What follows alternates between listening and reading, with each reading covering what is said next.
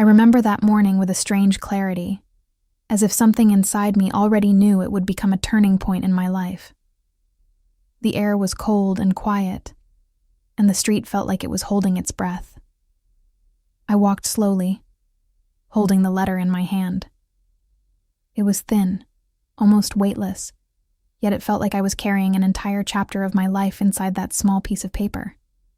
My fingers were shaking a little, not because of the cold, but because of everything I wanted to say and everything I had kept hidden for so long. As I reached his door, I stopped for a moment. The sky above me looked gray and heavy, like it understood the heaviness inside my chest. I took a deep breath and asked myself one last time if I was sure. But the truth was simple. I had been sure for months. What wasn't clear was the courage to act. That courage had come slowly, in small moments of silence, in nights when I couldn't sleep, in the quiet voice inside me that whispered that something needed to change. I knocked on the door, very softly at first. He opened almost immediately, and he smiled. That smile used to make me feel warm and safe, but that day it made something inside me twist painfully. "Hey," he said. "You're early." "Yes," I answered. My voice sounded calm, but inside I felt a storm. I wanted to talk. He stepped aside so I could enter. The house felt familiar, warm, full of things that once made me feel at home. But that morning, everything felt distant, like I was walking through a memory instead of my real life. I sat by the window, holding the letter with both hands.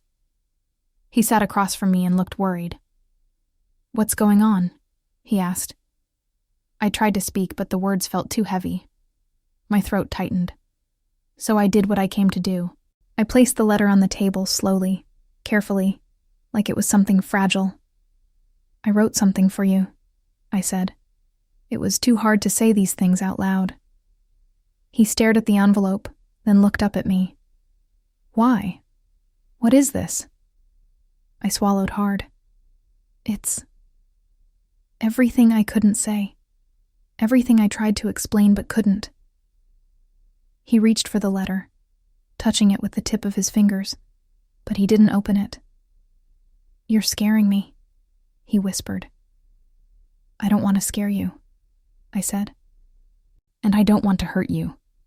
That's why I wrote it. You will understand when you read." There was a long silence. I could hear the small sounds of the house, the old clock ticking, the refrigerator humming, the distant sound of a car outside. Those sounds used to comfort me, but now they felt like reminders of everything that had slowly faded between us. Finally, he asked, "Are you leaving?" I looked down, unable to meet his eyes. My silence was the answer.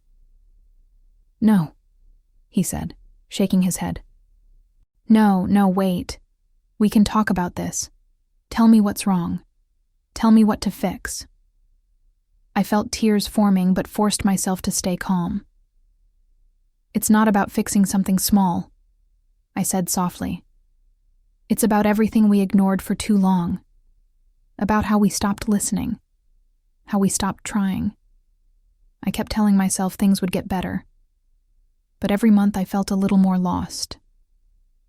He moved his chair closer to me. "I didn't know," he said. "Why didn't you tell me?" "I tried," I said. "Not with perfect words, but I tried in many ways. I tried through silence, through things I needed, through things I said. But we were both tired, and we didn't see each other anymore." He covered his face with his hands. "I can change," he said. "Tell me what you need. Tell me how to fix this." I shook my head slowly. "This isn't about changing for someone else," I said. "It's about finding myself again. I feel like I disappeared inside this relationship. I forgot what peace feels like. I forgot what calm feels like. I forgot who I was." His eyes filled with tears, something I didn't expect. "I don't want to lose you," he whispered. I felt a sharp pain in my chest, but I stayed steady. I don't want to lose you either, I said. But we already lost something important, and we didn't even notice when it happened. Staying now would only make both of us hurt more. We sat in silence again. I could feel him breaking, and I hated that I was the reason. But deep inside, I knew that leaving was an act of honesty, not cruelty. I stood up slowly. You don't have to read the letter now, I said. Read it when you feel ready. I wrote it with kindness. It's not a goodbye filled with anger. It's just the truth. He followed me to the door, but he didn't try to stop me. So this is really happening? He asked. Yes, I whispered. But I want you to know something. I am grateful for the good moments.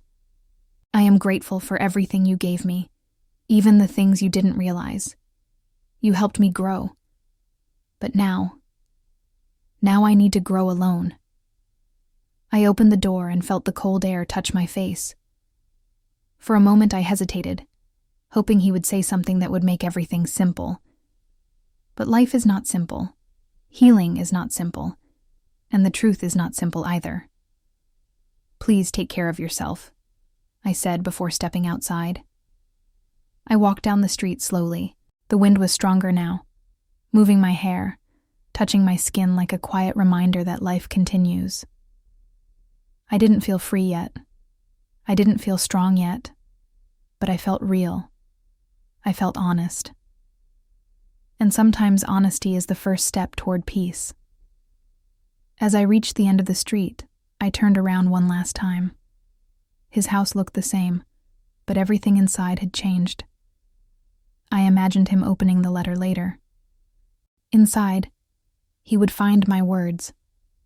The pain, the gratitude, the exhaustion, and the quiet hope that we would both heal. I closed my eyes and whispered to myself, "This is the beginning." And even though my heart was breaking, a small part of me believed it.